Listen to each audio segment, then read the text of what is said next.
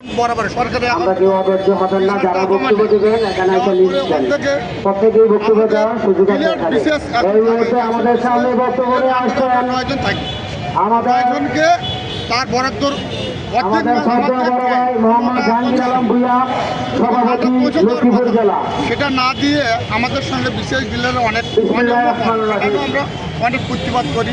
সে আমরা প্রতিবাদের দাবি আদায় ও দাবি না পায়ে অবস্থান কর্মসূচির সম্মানিত সভাপতি বিশেষ ডিলার কেন্দ্রীয় সভাপতি টাকা জমা আছে 2 লাখ, বিএডিসি ডিলারের টাকা জমা আছে 25,000। তাদের এই সরকার আমাদের বাদ করলাম আমাদের কেন্দ্রীয় কমিটি কাস্টমার আমরা কোনো দুর্নীতি সারা বাংলাদেশ থেকে আগত প্রশ্ন তাদেরকে নিল যারা তারা আমাদের কাছে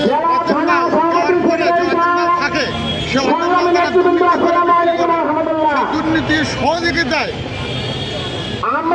থেকে আমি ধরে নেই মনে হয় কৃষি আছে, তার কারণে তারা অন্যায় করতে পারে না মনে হয় আমাদের সাথে বৈষম্যটা করেছে তারা। আমাদের একটা দুর্নীতি জড়িত দেখাতে পারে দাবি করিব না,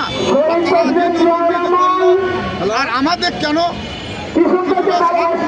থেকে মানে বৈষম্যটা দাবি এবং দাবি যে আমরা আমাদের দাবিটা যদি না মানা হয় আমরা এই দয়া করে আমাদের শেষ করে দেন। এটাই আমার দাবি, আমার আমরা কাজ হচ্ছে না, মানববন্ধন অনেক কিছু